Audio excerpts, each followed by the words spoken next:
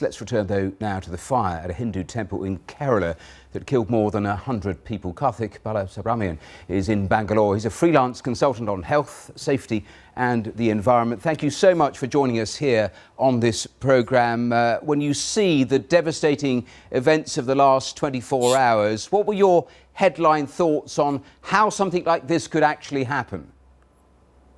Yeah, good evening. I think the first reaction was, kind of just shrug off, because many events have happened like this. The laws are good, but the compliance and execution is very poor, as had been with many fire incidents in temples, in offices.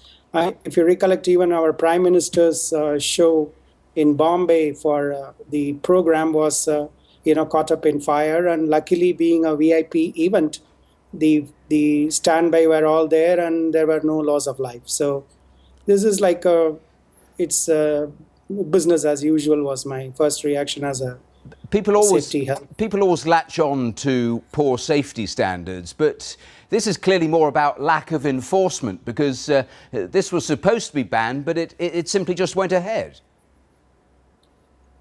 Yes, I think that's where, there are various other factors. The social factors comes in, and as you had seen, their permissions were refused, but there are some political and social pressure that comes, and then it's just, what we call as learned helplessness.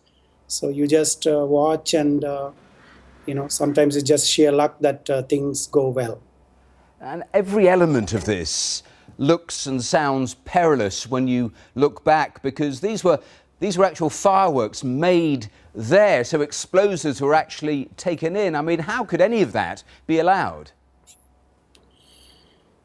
I think that's where, the laws are there. This is potassium chlorate. Everything is substance driven, not,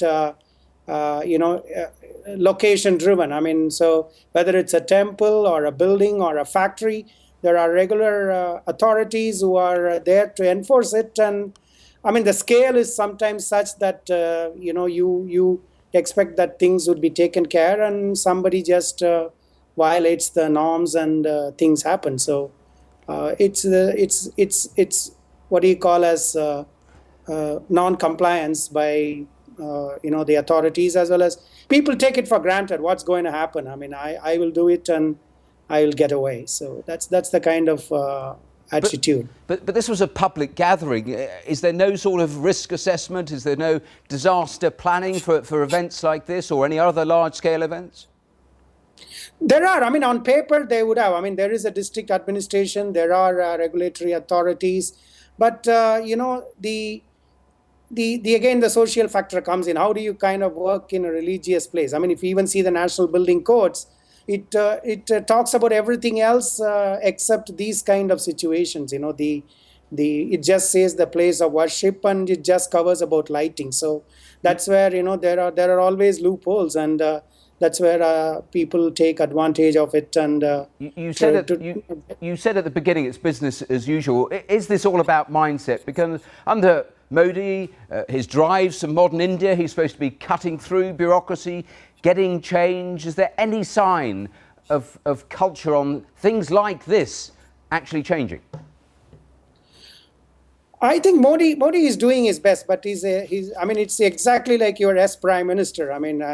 Sir Humphrey Appleby. So he's going to face it, and I've been saying that for the day he began his office, that his worst enemy is going to be the bureaucrats and the bureaucracy of the system, which is going to really weigh it down. I hope he succeeds, but it's 60 years of legacy, so it will take at least some more time before even he can set the teeth in. So that's the reality, and we hope that it will be worked out sooner rather than later. All right, Karthik, thanks for your time here and joining us here on today's Global. Thank you very much.